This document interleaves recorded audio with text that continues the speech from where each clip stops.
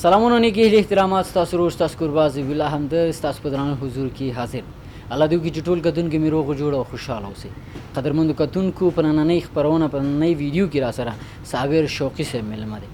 دا هغه څوک دی چې الله تعالی ورته ځانګړی استعداد ورکړی چې ډېر ښایسته اواز لري او ترڅنګ یې د ده انتخاب ډېر غوره دی او په خاص توګه د کمپوز هم خپله کوي.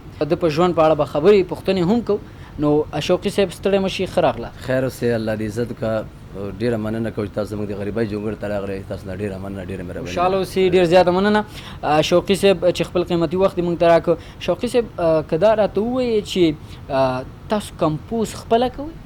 ولا څه خپله کوو، څه نورو استادانو باندې کوو، خو اکثره زه خپله ورته کمپوز جوړوم. ښه، ماشاءالله ډېر ښه. بل ستاسو انتخاب ماشاءالله ډېر ښایسته دی چې ما څومره اورېدلي دي او تاسو سره مې ناسته شوې ده، نو هغه به کتونکو ته ښایو. نو د دې نه مخکې چې ستاسو په ژوند په اړه ستاسو نه ډېرې زیاتې پوښتنې وکړم، ملګري به تنګ شي او د دې په تمه چې کومه وړتیا او کوم اواز تاسو ته الله تعالی درکړی، نو څه به راته ووایې؟ ولا زه به د ننګرهار په باره کې درته یو شعر ووایم چې هغه زما یو کلک دوست دی ډاکټر هلال کاګوال. زه برته دا ډالۍ کوم د ټول کتونکو ته. نو ډېره زیاته مننه. شوقي صاحب کمپوز دی خپل دی؟ نو دغه کمپوز زما خپل نه دی، دا د بریالي صمدي کمپوز دی او خو زه یې بیا هم یم. مهرباني مهرباني تاسو نه پلندانو په ډیلی بدی ورنکړم ننګرهاره، زار زما دی لکور زار زما د ګلو هاره. پلندانو په ډیلی بدی ورنکړم ننګرهاره، زار زما دی لکور زار زما د ګلو هاره، زار زما دی لکور زار زما د ګلو هاره. ستا د خاورو خلکورونه، ستا اغزل اغزل رغونه، د حرام او سکون ډاک دي تا کې شته د ژوند خوندونه. خړه خاوره دي د تور د غره رانج دي زما د پاره، زار زما دی لکوره زار زما د ګلو هاره. پلندانو په ډیلی بدی ورنکړم ننګرهاره، زار زما دی لکوره زار زما د ګلو هاره.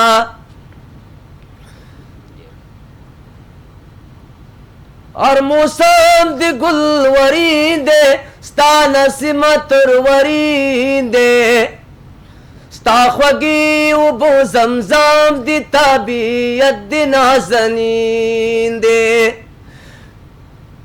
هر موسم دی ګل ورینده، ستا نسیمه ترورینده، ستا خوږې اوبو زمزم دی طبیعت دی نازنین دی. د ګلونو ګل دستای د خاټولو لاله زاره، زار زما دی لکوره زار زما د ګلو هاره، زار زما دی لکوره زار زما د ګلو هاره. ستا په غېږ کې زیږېدولې، ستا په غېږ کې لوبېدولې، زما روح زما تا نز پرتای ما ښاغلی. ستا په غېږ کې زیږېدولې، ستا په غېږ کې لوبېدولې، زما روح زما تا نز پرتای ما ښاغلی. د لامې نه دې لوګی شم دی لال د زړه کراره، زار زما دی لکوره زار زما د ګلو هاره، زار زما دی لکوره زار زما د ګلو هاره. ډېر ښه ډېر ښه، زبردست. هسې شوقي صاحب دغه دومره ښایسته اواز وباسي، په دومره زور او جذبې سره دا هم زور غواړي. ډېر زور غواړي بیا اندازې ډېر. او بل خبره دا چې ستاسو دغه اواز د ماشومتوب نه داسې خسته و که نه د وخت سره شو؟ والله زما د ماشومتوب نه خو اواز ښایسته نه، وروسته همداسې شو. ښه زیاتره دغه چې د ماشومتوب کې اواز ښایسته وي او داسې نرۍ د عمر زیاتوالي او د قد قوارې غټوالي سره هغه اواز کې بدلون راځي. ډېر بدلون پکې راځي، ډېر اواز قید کېږي که نه نه وځي بیا. شوقي صاحب د څومره وخت نه دغسې ښکلي ښکلي بیتونه شعرونه تاسو انتخابوئ او بیا ښایسته غږ ورکوئ؟ والله زما خو تقریبا 13 کاله به کېږي زیات و کم چې زه د دغې هنر او د دې ترانو د وطن دې ټولو سره مینه لرم. 13 کاله به مې کېږي تقریبا. ډېر ښه. شاعران لیکوالان ډېر دي طبیبان، خو د هغې هغه انتخاب کوونکی تی دا دې څنګه ذهن کې راځي کوم شي نه زیات ستا خوښېږي؟ والله زما خو ډېر دغه د وطن شاعري ډېره خوښېږي، ډېر بې اندازه مې د وطن شاعري خوښېږي او د ملي ترانې مې ډېرې خوښېږي د وطن باره کې. بس بعضې پکې عشقي هم بیا نو هنر دی. نه مینه خو چې زه زیاتره وایم د مینې محبت حق زموږ نبي مونږ ته راکړی دی. د نبي علیه صلات وسلام نه په یو محفل کې پوښتنه وشوه چې ستا خو بیبیانې شته، په ټولو بیبیانو کې دې زیاته مینه له چا سره ده؟ نو هغې وفرمیل چې عایشې بیبي سره. حالانکې مینه محبت باید موږ او تاسو انسان سره وکړو که هغه هر څوک دی. نو دغه چې تی وطن سره کې او بیا داسې ښایسته غږ ورکې دا هم یو هنر دی او هغه ستا مینه ښکاره کوي. ښه دا راته ووایه چې مینه م کړې؟ والله مینه مې کړې، مینه خو د سړی شته د مینې نه خلاص دی. چا معشوقې سره خپله کړي، چا وطن سره کړي، څوک مور او پلار سره لري. نو مینې مختلفې مینې دي او زما خپله بیا چې مینه دا مور او پلار سره او د وطن سره مې ډېره مینه بې اندازې داسې بس معلومیږي م همداسې.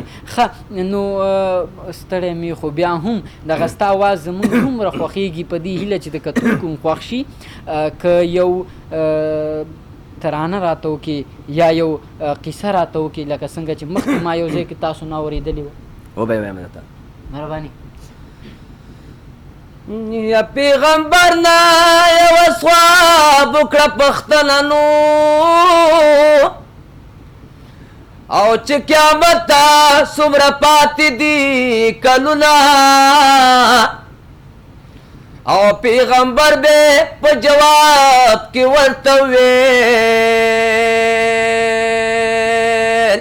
او اصحاب راته ونیسه غوږونه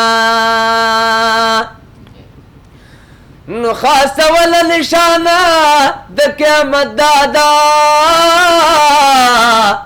او چې وهي به خزلو سر چکرونه او په دویمه کې به ډېره بېباکې وي او چې بیخي به یې پتل نه وي پرتوګونه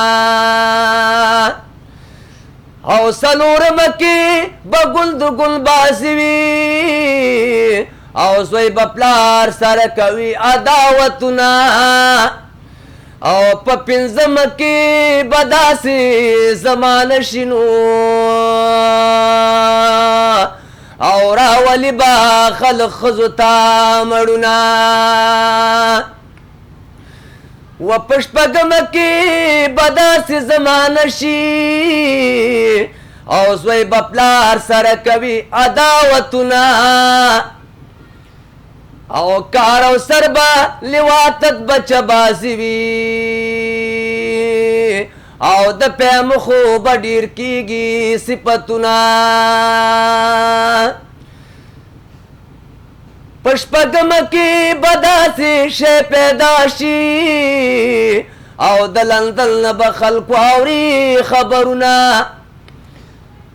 او چې د چا په زړه کې لو خبر شي تېره نو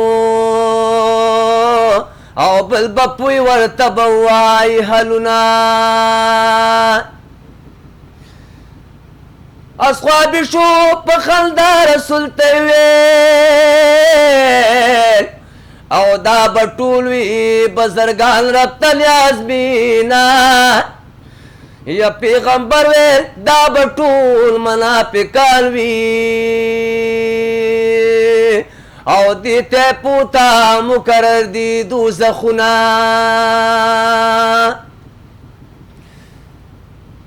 او د اختزلی باب جوړ پلو سرات شي او ګناهګار بتی غرزیږي عقل منا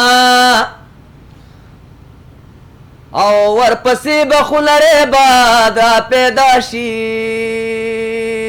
او په یو دم بکړي اوار غرونه رغونه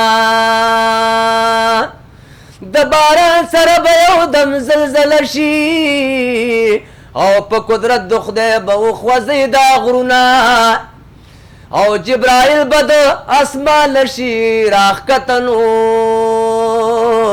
او د قرآن ځینې به ویسي ټول ارپونه سخت ساعت دی د بېسودو ملنګ جانانو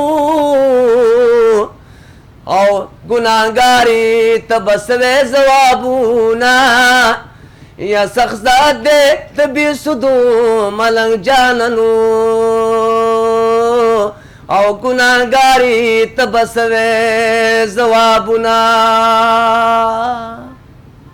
جزاک الله ډېر ښه زبردست شوقي صاحب واقعا ډېر خوند یې وکړو په دې هیله چې د کتونکو هم خوښ شوی وي خو ګرمي در باندې ډېره را داسې ګرمي ده خدای رسي ویې وچلم ګرمي خو په مام ده خو حالانکې په تاسو زیاته ځکه راله چې واقعا ډېر زور غواړي دا خو ډېر زور غواړي ولا موږ چې کله کله دا دغه کوي په ګردوم درد راځي ډېر سخت کار دی بس الله دې اجر درکړي او خدای دې ښاد او آباد لره یو خبره ذهن ته راله شوقي صاحب مینوالو ته به هم دا معلومه وي شاید که لیدلی مو وي دغه کوم هنرمندان چې په ویډیوګانو کې تاسو ګورئ او د هغې هغه اواز تاسو اورئ که هغه نظم دی غزل دی یا بل څه دي نو هغې ایډیټ کوي هغه اواز ایکو ورکوي او د دې تر څنګ نور ډېر څه ایډیټینګ پکې کوي چې هغه اواز خوږ ولګي تر څنګ یې چې دی د نور رباب یا د باجې یا د نور شیونه هم پکې کارلي حالانکې د هغې په نسبت دغه ستاسو چې کوم اواز دی یا دغه مخامخ چې کتونکي ګوري چې نه کم پکې د ایډیټ څه شته دی او نه پکې کم ډول رباب شته دی نو دغه به د هغې په نسبت د ډېر سخت دي ډېر بیا اندازې سخت دی هغه خو تا ته خپل ځای معلوموي چې ته د کوم ځای نه مثال د خبرې شعر وی هماغه ځای خپل کرج لري د جوړی او دا خو بې کرج اواز چې هر ځای نه شروع کړو دا ډېر تکلیف لري د هنرمندانو ته بهتره معلومه ده دا سړی ډېر ستړی کوي ډېر ستړی کوي بالکل او زه وایم چې د هغې نه د دې غونتې د دې په شمول یادیدو دغه هنر د دې دغه اواز په 100 چنده ښایسته دی او ډېره خواري ورته د هغې نه کوي هغې دونه یې که مخامخ واوري فکر نه کوم که دومره ښایسته یې څنګه چې تاسو په ویډیو یا په سندره کې اورئ نو ډیره زیاته مننه د تاسو نه مننه چې زموږ د غریبۍ جونګړ راغی خدای مار کله راوړ ډیره مننه خوشحاله اوسئ آباد اوسئ اخیره کې که یو څو بیتونه بغیر د ترنم همداسې ووایي چې پای پې وکړو پای به وکړو نو زه به یو شعر ووایم چې هغه داسې شعر دی چې ښکلی دی اسین دی یو خوش رنګ لیونی کړی یم زه خو یو ښکلي غنم رنګ لیونی کړی یم او یو بند به یې ته ډالۍ کړم وایي زړه رانه وباسي او د ځانه مې بېځانه کړي زه نري نري د رباب ترنګ لیونی کړی یم ډېر زیاته مننه اخره کې دې پکې بوره واچوله هغه د شیخ مینې اظهار دې پکې وکړه کومه چې ته لرې خوشحاله اوسي قدرمن شي قدرمندو کتونکو نو دا و زموږ نننۍ خپرونه نننۍ ویډیو نو تر بلې ویډیو چې د دې په څېر د استعداد نه ډک خاوندانو ځوانانو مشرانو کشرانو سره کینم او د هغې استعداد او وړتیا ته موږ انعکاس ورکوو د ویډیو په شکل تاسو ته راوړو بیا تاسو د نورو وروڼو خویندو سره شریکوئ او خپروئ نو تر بیا مو په الله سپارم په مخه مو